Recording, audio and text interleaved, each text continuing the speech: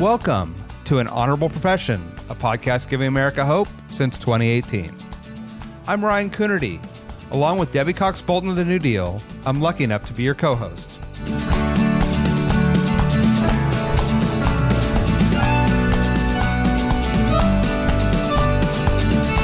An Honorable Profession is a New Deal Leaders podcast. The New Deal is an organization that supports the next generation of American leaders.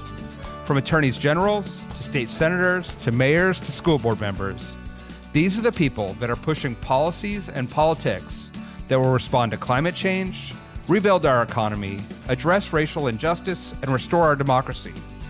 These are incredibly talented people who have dedicated themselves to public service when their country and their communities needed it the most. Check out newdealleaders.org to see what I'm talking about. It has been a terrible week and a terrible year for democracy and decency. As we recorded this interview, we saw another person murdered by ICE in Minnesota, a terrible storm, and as ugly a politics as this country's ever seen. My guest today, North Dakota Representative Jayme Davis, is struggling with what is happening to her friends and communities in her neighboring state. Being the first Native person to hold a leadership position in her state legislature, she's used to tragedy, generationally inflicted by the federal government. But she explains why she is unwilling to give up hope and the fight for a more honorable and humane politics. It wasn't an easy conversation, but I hope you listen to hear about her work, her struggle, and all the ways that she and those in public service are making a difference. Enjoy. North Dakota Representative Jayme Davis, welcome to An Honorable Profession. Hi, everyone. Thank you for having me. I'm happy to be here. So I got to start. We are at the end of January as we record this. It's a chilly 68 degrees outside for me right now in California. Tell me what it's like for you in North Dakota. Right now, it's 2 above. Beautiful sun out. I can say that. The sun is shining, which is always nice. Likes to trick us, but it is actually, with wind chill, it's 15 below right now. So that sounds like a heat wave to me where you're at. I mean, can you give us a sense? I mean, we've now seen big parts of the country be hit in a really serious way with a cold front and snow impacting people across the country. Sort of, how do you navigate the weather, and how do you think about that as a policymaker? Somebody who has to make sure that especially the most vulnerable are taken care of. Yeah, I think that's a great question. That's where you start at is who's the most vulnerable and how do we protect them? Those that, are houseless and elderly, those that are having health issues, hospitals, back home here when there's a snowstorm or ice storm. How do we get the medicine? How do we get, thankfully there's drones. We've started using our technology in the best possible ways. So drones have been really helpful. I think a year or two ago, we had a huge snowstorm here where even our telephone lines were going down, electricity, all of that. So we started to use drones to drop off, real medicine that was needed immediately.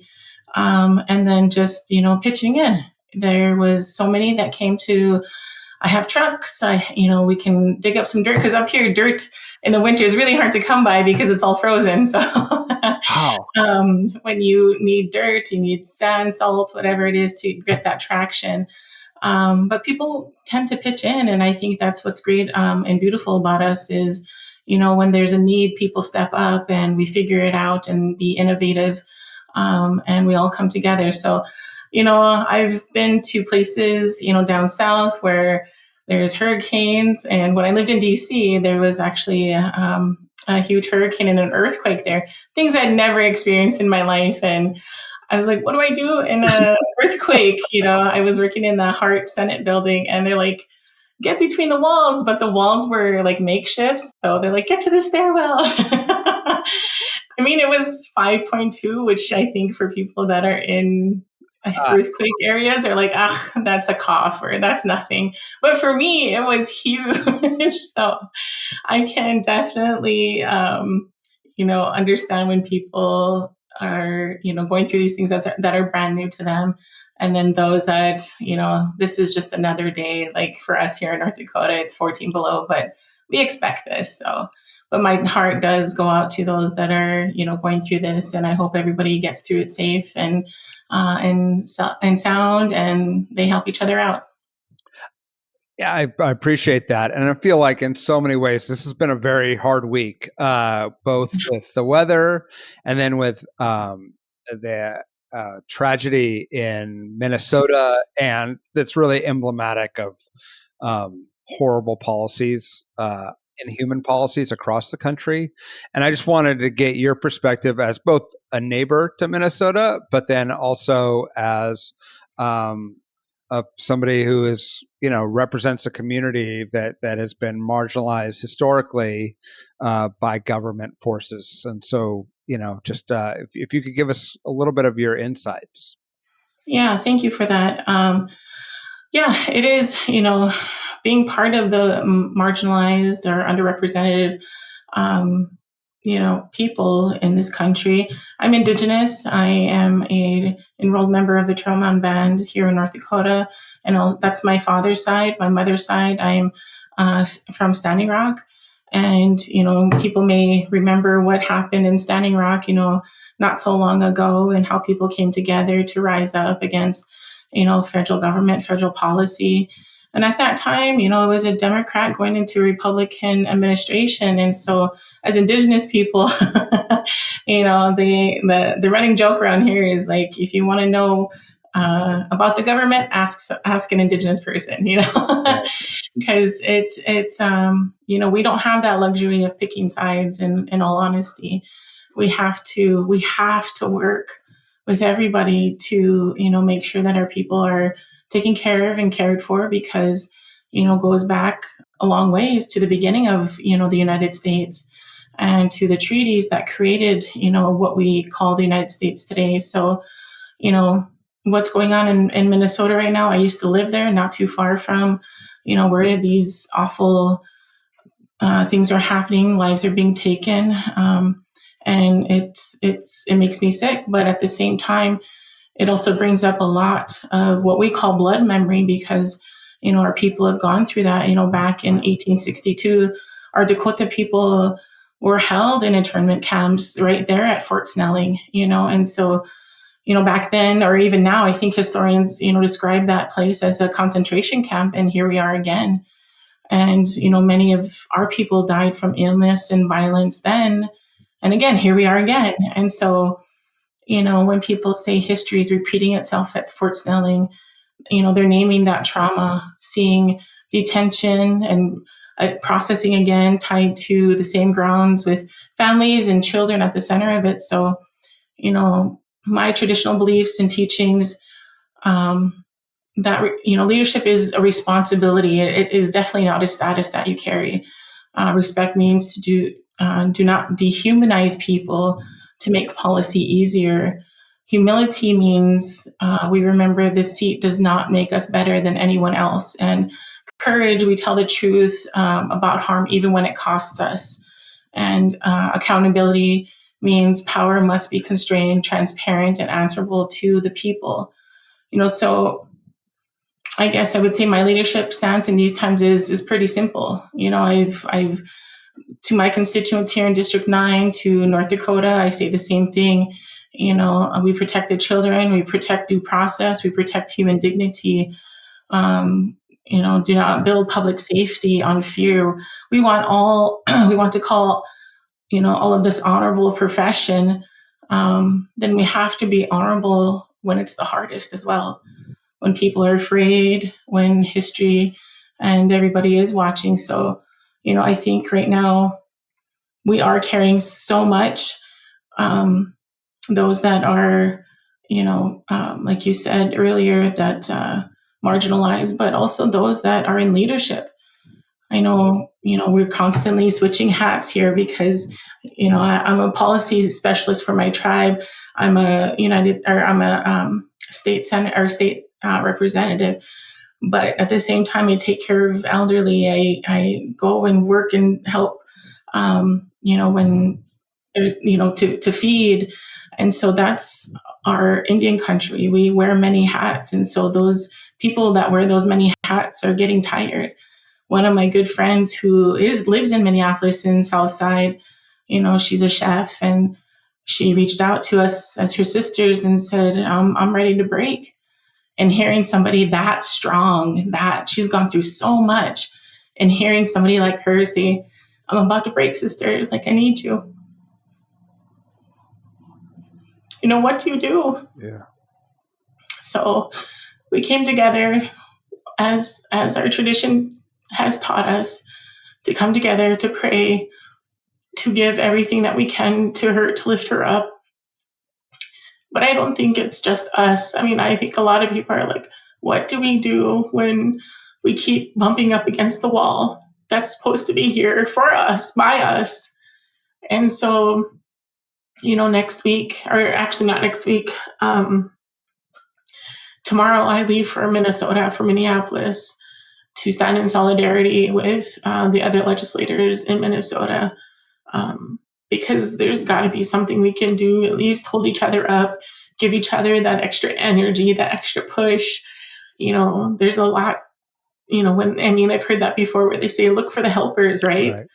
Look for those people that are stepping up. And so that's what we're going to come and hopefully do for a couple days, and lift those people up that may be tired, maybe weary, and say, let's keep going. We got this. We can do this, because there's going to come a day when they are going to be held accountable, and we will get there.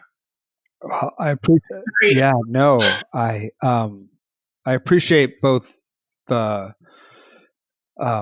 commitment to holding each other up, and to witnessing injustice, and to holding, hopefully holding folks accountable in a time when many of us feel that hopelessness, where those virtues that you talked about are not being lived up to, and in fact are being like mocked and ignored by the federal administration. And what gives you hope to keep going and participating with a government that honestly has, as you said, has like blood on its hands, and broken promises, and all the centuries of injustice? What keeps you going to be involved in that process? It's my family, it's my ancestors, since the beginning of 1491, 1492. Yeah. This is something we've been fighting against, and we've been screaming and yelling at everybody like, hey, this is what's going on. And it didn't come to their doorstep until recently, I feel like, until it reaches your doorstep, sometimes out of sight, out of mind. And unfortunately, this is what it takes for some people to move, and that's the honest truth.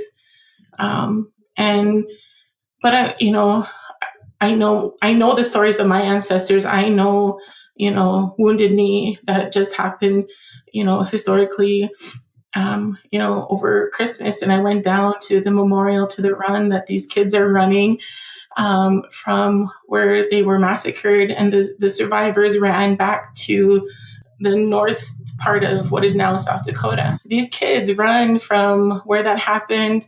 I can't remember how far north it is, but it takes them about 2.5 days to run that. And it's in the middle of winter, so, and it's all in response to, memorializing it, but also saying, we're still running, we're still moving forward, because it's our young ones that are doing this.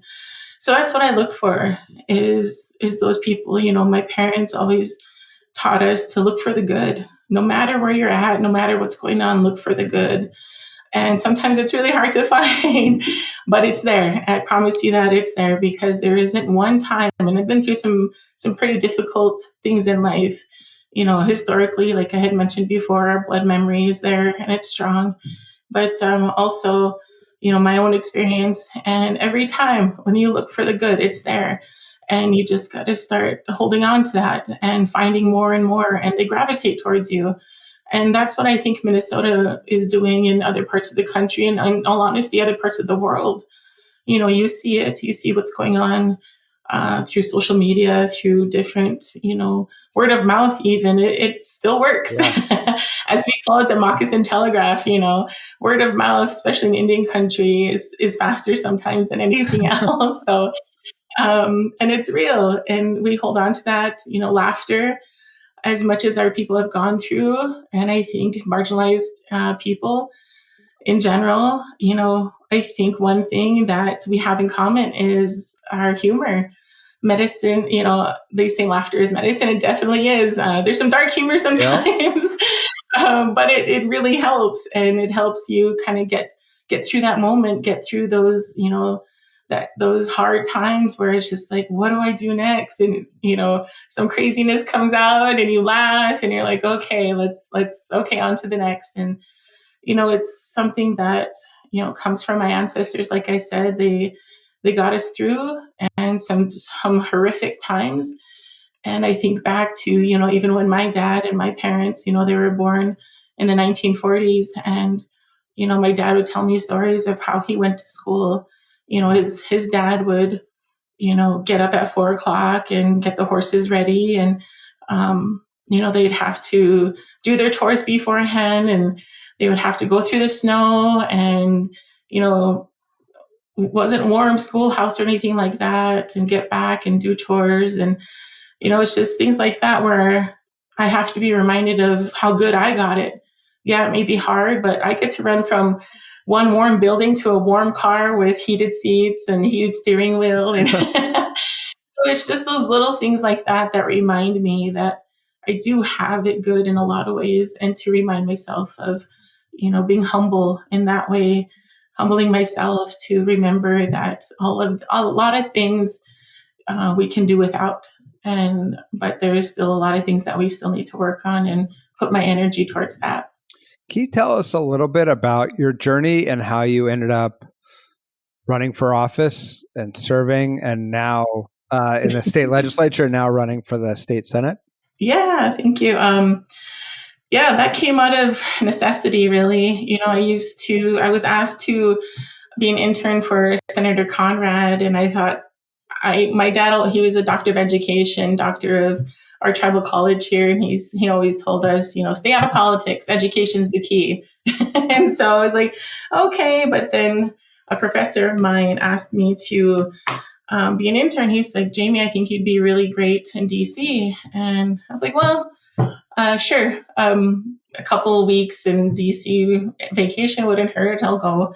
But I really found out there the policies that if we don't like the laws, we can change it. Yes, it's hard, it's difficult to do, but it can be done. And I'm glad I had a mentor, a teacher like Senator Conrad, who worked well across the aisle, and has integrity, and just I really watched and learned from him. And then I came home, and different things, had built a leadership program here within our college, helped to build a nonprofit, Native-led nonprofit that works with sovereignty and 23 Native nations here in the OTAs, the North Dakota, South Dakota, and Minnesota.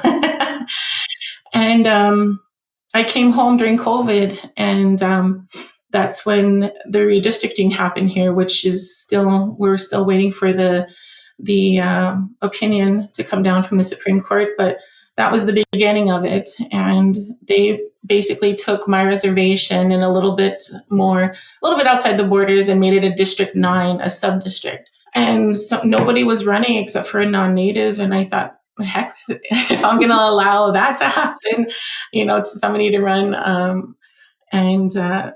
And so I thought, well, I have the background, I have the understanding, I know how to lobby, I know how to do these things at the state, because I did all that when I worked at the college. So nobody asked me to run. It was just a gap I saw, and I knew I could fill. I had the experience, and so I ran, and I won, not knowing a thing about it. I didn't know about endorsements or anything like that. It was just me and my sister and my nephew really putting up signs and talking to people and just going for it. It was really grassroots is what I learned. And then, I just put the work in, my parents had always taught us, do the work, it'll speak for itself. You don't need to, talk about yourself. You don't need to put anything out there. If you're doing good work, it will speak for itself. And that's what I did, and got reelected, got redistricted again, and had to run again. And so, but this time I really worked hard to get, a representative, because it now, our district encompasses not only my own nation, but the Spirit Lake Nation. And I really wanted to have representation from there as well. So I, got word that Representative Colette Brown wanted to run.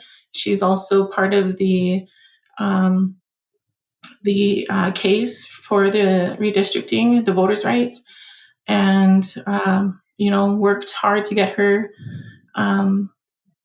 elected as well. And so now we get a full term election. Hopefully we don't get redistricted again. But like I said, we're still waiting for the Supreme Court to come down with that decision. Hopefully it's in our favor, because we're working really well. And this time, though, I feel like, the Senate is where I'm needed. We have only 12 Democrats right now in the whole legislature. And so every seat counts. And we just need that energy. We need that follow through. We need that, that tenacity, we got to go after this. And so, having been in the state legislature for the past 4 years, there's a lot on the table for Indian country and for our rural communities, specifically with the rural health transformation funding that's coming down. I really want our tribes and our rural communities to utilize that to the max capacity.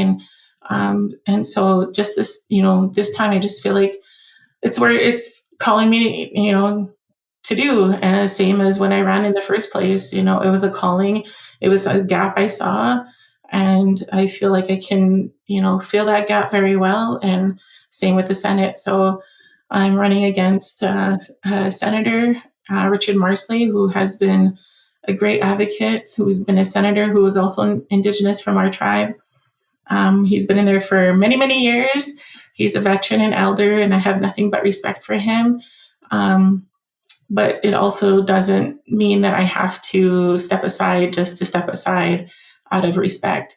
I know what I can do. I know what I can bring, and I have the experience and the know-how to make things happen there. And I work bipartisan. Also a co-founder, co-chair of Future Caucus, which is us working across the aisle and making good policy for everybody. And so right now in this, what's happening, we need more of that. And so that's why I'm just like, win or lose, I'm not going to back down this time. I'm going to keep running, even if I don't get the endorsement, now that I know what that is. And so if I have to primary, I will primary.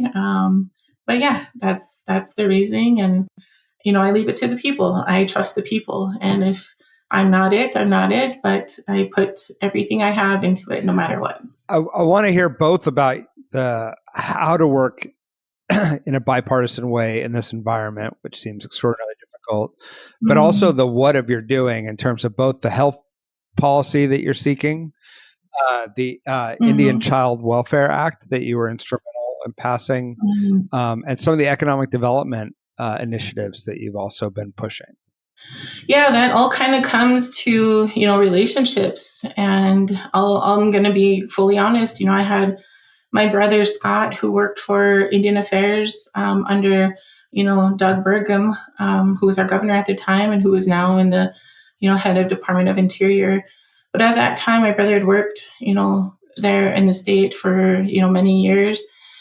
And, Indian Child Welfare Act at that time was up in the Supreme Court. Again, we are, like I said, Indian country knows the government pretty well, especially Supreme Court. So, at that time, the Indian Child Welfare Act was up in the Supreme Court, and historically they don't, necessarily go in our favor. So can you just briefly, for our listeners, describe, what the basic issue is with Indian children and how what the Supreme Court was ruling? Yeah, so it was said that, basically based on race. But we also, we are more than a race. We are a political entity as Indigenous people. This is why we have that distinction, why we are able to have our own, Native nations or tribes or reservations, however you want to call that. We have our own constitutions, our own laws. And again, those are things that came from the treaties from, the beginning of the United States. If you look back, and I'm sure if people have their properties, they'll be able to look back and see where that came from, a treaty or a negotiation of sorts.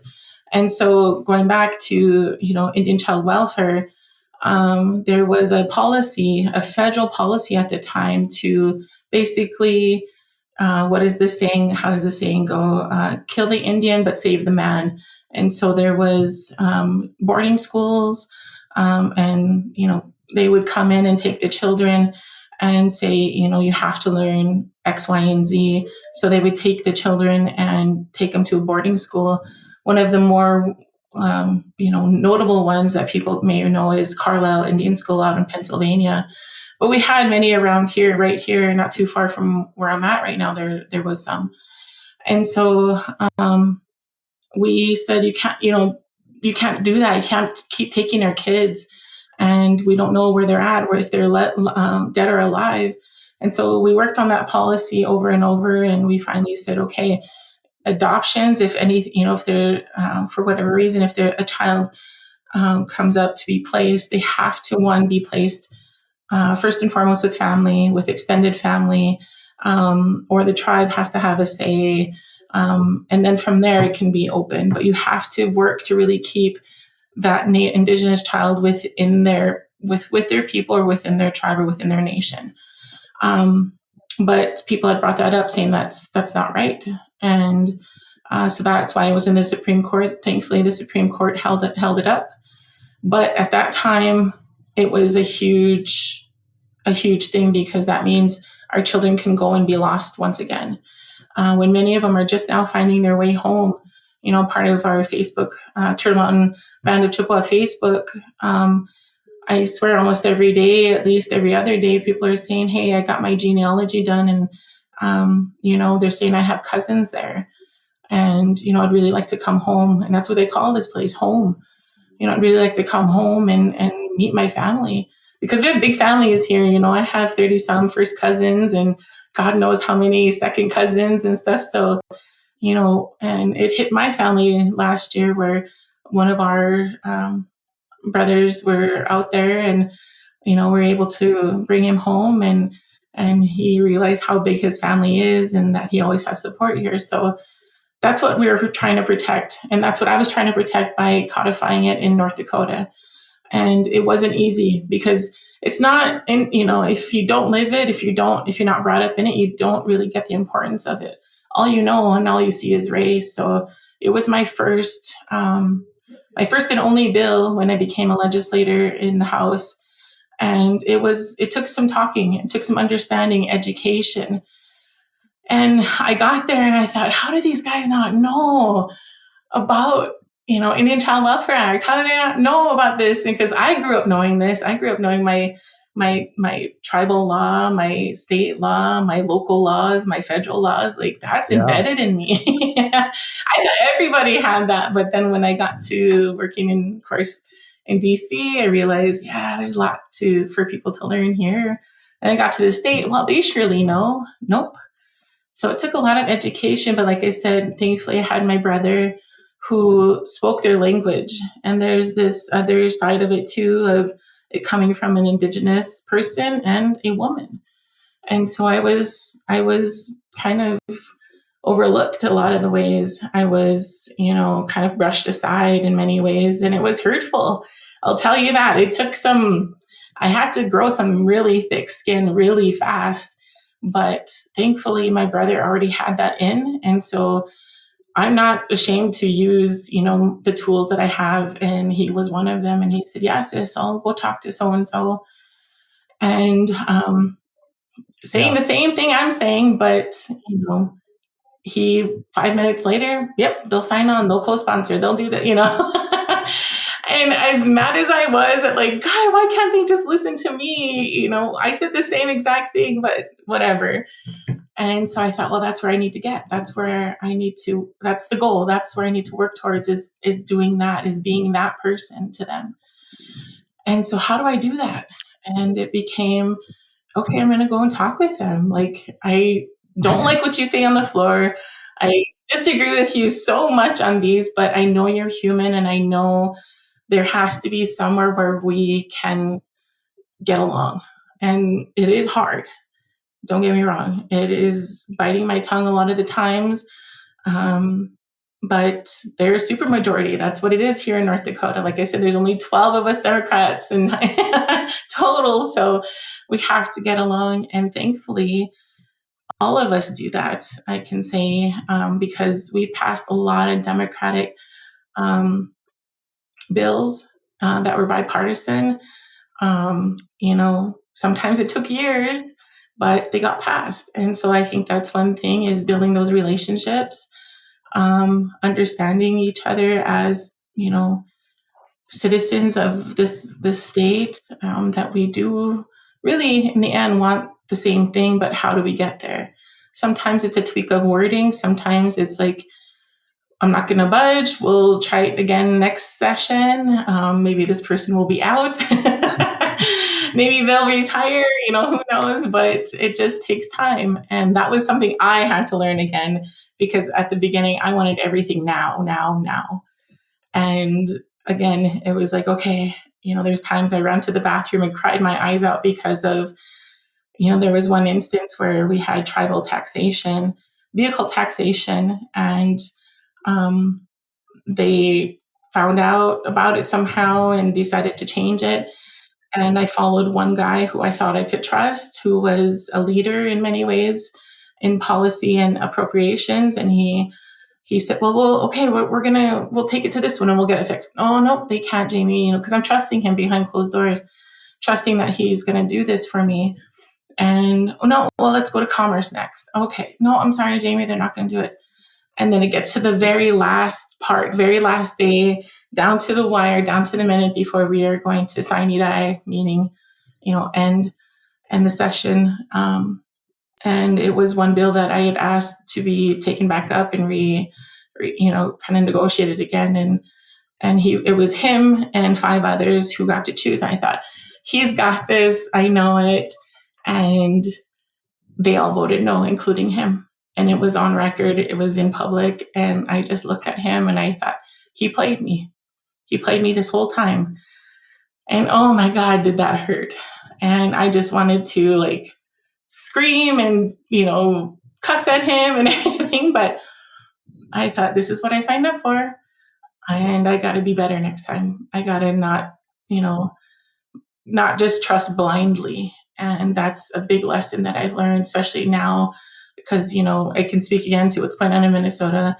I respect the law. I respect, law enforcement, all of that, but I don't respect it blindly, so that was a hard lesson, but one that I definitely needed, and one that has proved to be very helpful going forward. So I appreciate that you have to listen and sometimes hold your tongue and, find an ally here or there. Is there any strategies that worked that didn't require you to be quiet, or to use your brother, or to anything that you've been able to do where you've been able to use your clear intelligence and strength? Well, and that's more recently, this past session, working with missing and murdered indigenous people. And, I thought everybody can get on board with this, right? Not so much all the time. Things I think that are no-brainers, I'm just like, oh, okay, you have problems with this? So then I have to go back to the drawing board, right? But by that time, I built relationships. They know me. They know I'm not out to get anybody. I'm just looking for good policy for all people. And, because I'm one of now 3 in the state legislature, or in the state house, that is indigenous, and for the first time, there's a lot of policies to catch up on, that to include us. And that's all I'm asking for this time around. And I think a lot of them realize that. that I'm not out to get anybody. I'm just asking for us to be included. And so with the missing and murdered Indigenous persons, we've created a feather alert. So now if and when one of us go missing, there's an alert system that can go out across the state. It's not perfect. Again, there's still some learning curves on that. But we're one of few across this nation that have that.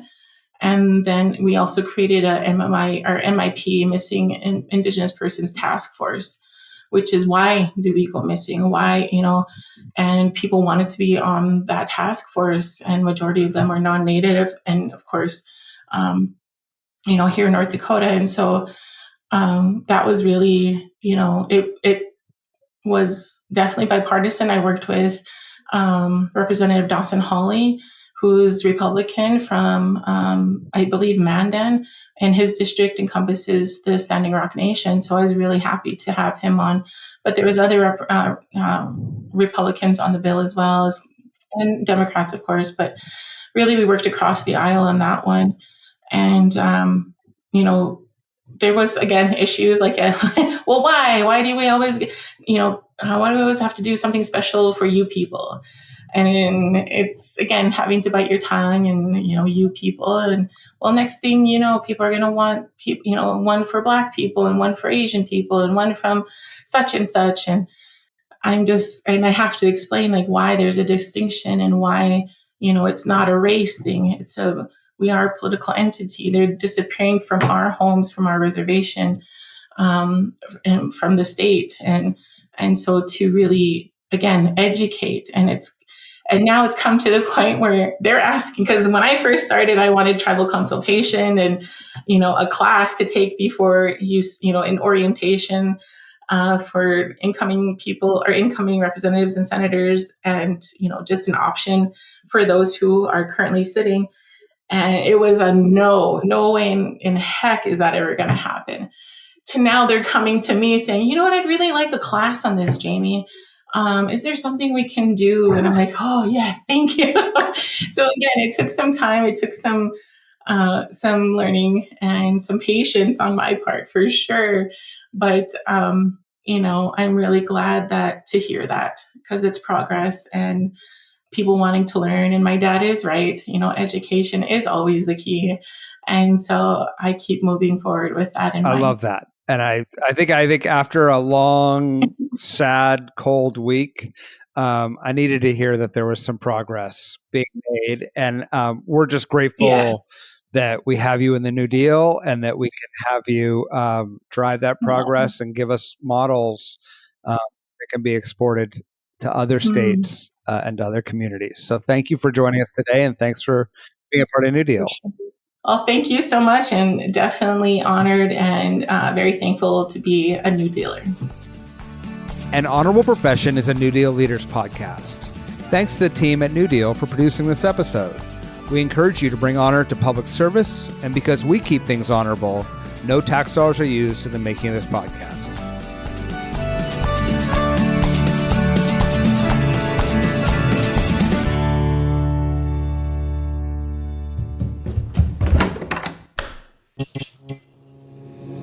This podcast is part of the Democracy Group.